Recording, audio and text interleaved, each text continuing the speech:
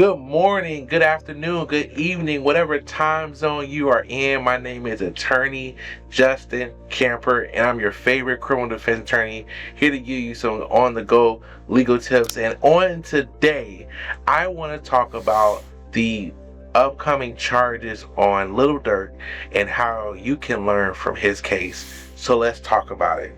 Conspiracy, murder for hire, gun charges.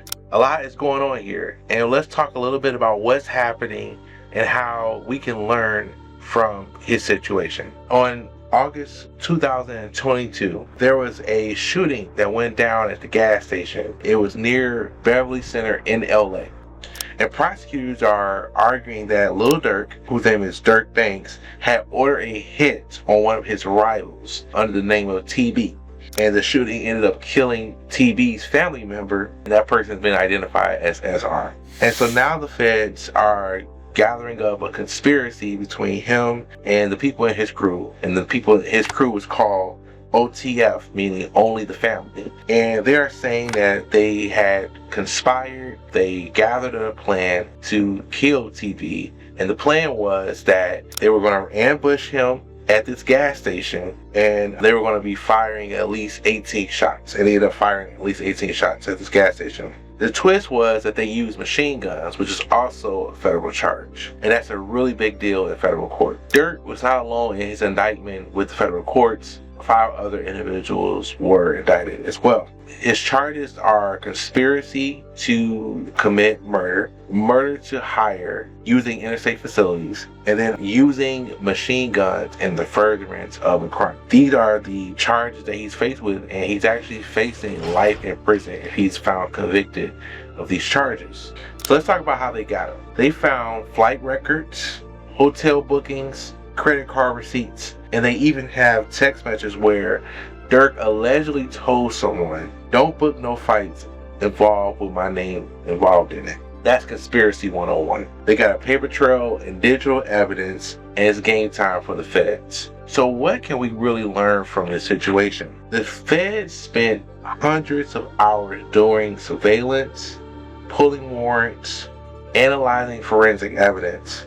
And when Durk tried to leave the country, they grabbed him at the Miami airport. So he's sitting in federal custody right now. The lesson number 1 is that the feds, they move quiet, but they move very thorough. And they may take time, but they're coming for you. They're building up a case against you.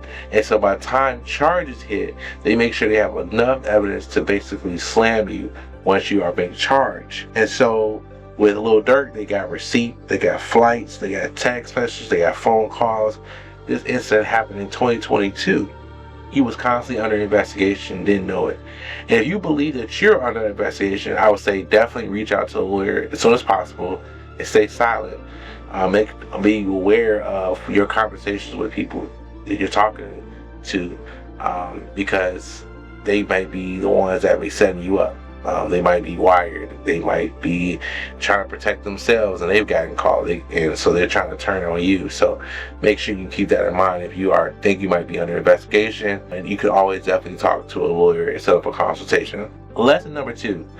Conspiracy charges are easy to catch. Why? Because conspiracy means that you are having a conversation, means that you're in agreement. That means that you are talking about committing a crime. You will help a part of planning a crime. So you don't have to be involved, you don't have to get a gun in your hand, but you are conspiring to commit a crime, and that person commits that crime, then you could be charged with conspiracy. One way to look at it is conspiracy equals agreement plus the act. So you don't have to pull the trigger to be there. And the feds knew this, and this is one of the reasons why they charge conspiracy very often, because it's an easy charge for them to convict people with. Lesson number 3. Murder to hire cases is a federal charge favorite. It's the feds' favorite. And I just talked about why, because of the conspiracy being very easy to prove if you have proof that there was an agreement. But also, these murder to hire cases have a very, very heavy sentence. It's not like state court. You're not working out deals. You're not working out probation. You're not working out house arrest. This is a federal court with federal jurisdiction, and they can hit you with life in prison. So this carries a very, very heavy weight. And if there's money involved, communication between you and parties, travel, involved in a very violent crime, it builds up a stronger case for them. Another lesson is that it's always important for any federal case, which is really that your prior reputation matters. So if you are a convicted felon and you're found with a gun, then you are definitely going to get convicted, depending on the state. But for the most part, you definitely are going to get convicted of felon in possession of a handgun. If you are a felon, or you just have a criminal history that involves a lot of violence, they are going to assume you are the leader. So one thing to keep in mind is your record equals your reputation. Even arrest that doesn't involve into anything, even small crimes, and obviously you want to not have huge crimes on your record, but those crimes, they involve, your record stays with you. And so you have to make sure that, especially if you are a person who has a criminal history, that you're keeping your nose as clean as possible, that you're not being around people who may be conspiring to commit crime. So I hope that these lessons were good for you.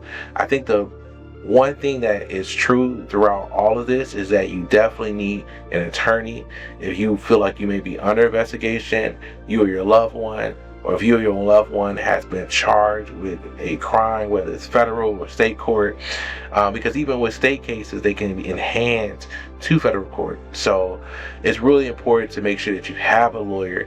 So I would advise that if you are dealing with this any way, any form or fashion, make sure you are talking with the lawyer. My practice is Justin Camper Law LLC. We focus on criminal cases only within the state of Indiana.